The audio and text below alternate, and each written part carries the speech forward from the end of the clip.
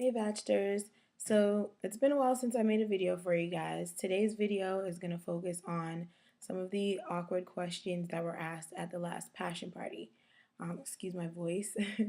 But we're going to discuss those questions and include the answers and the facts that go along with them.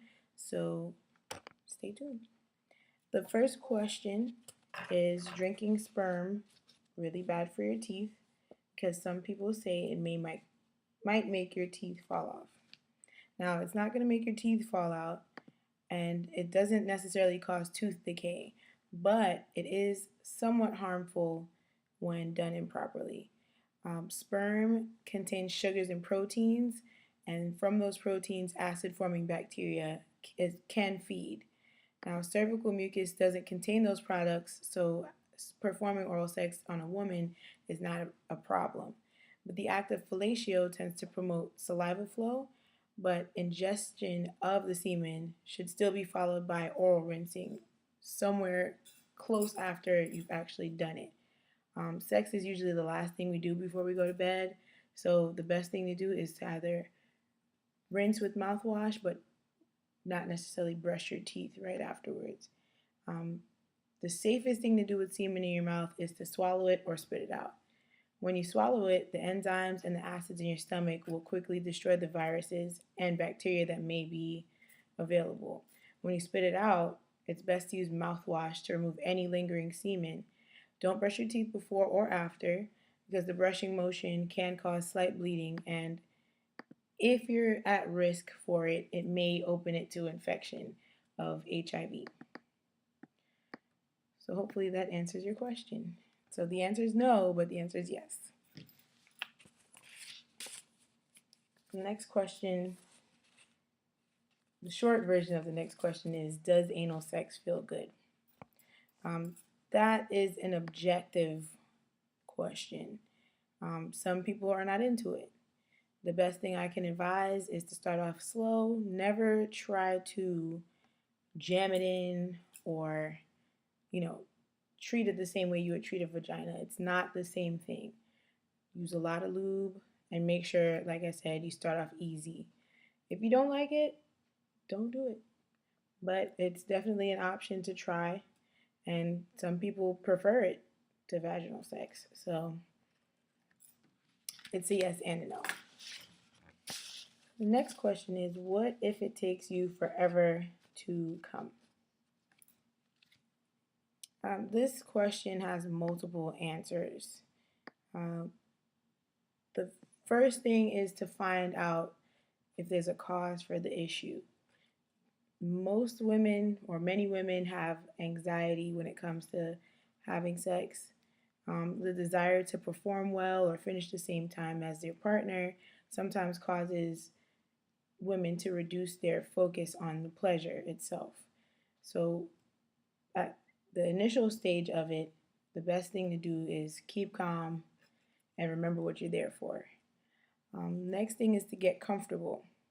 A recent study published in the Journal of Sex Research suggests that women who feel embarrassed or ashamed about their bodies have less sexual experience and are less sexually assertive. So, take a look at yourself. Get comfortable with yourself. Get comfortable with someone else looking at you. Make sure that you like what you see and the person that you're with will like what they see as well. Foreplay is crucial to sex. It stimulates the erogenous zones before sex, and it basically lubricates the vagina so that penetration is comfortable. So if you're trying to get right to it, that may be the cause of your problem. The next thing is to find out what you like. And the best way to do that is masturbation. And some women are more stimulated by penetration than clitoral stimulation, but it also goes vice versa. So the only way to know for sure is to try out each one and see which one works best for you. The next question is, my man is very freaky. What do I do to keep up? The first answer to that question is to find out what he likes. If you do it right the first time, he's more likely to be satisfied and he'll need less stimulation. Don't be afraid to discuss those kind of things with your partner because it's better to get the answer straightforward than to try and figure it out yourself. A lot of times that brings the excitement down when you're stumbling around trying to figure things out. But if you've already had the discussion, it's more fun to explore. So that might bring it up. Spice it up. Don't be afraid to introduce new techniques. There's plenty of tutorials on how to do certain things. There's videos, there's forums that can teach you new moves.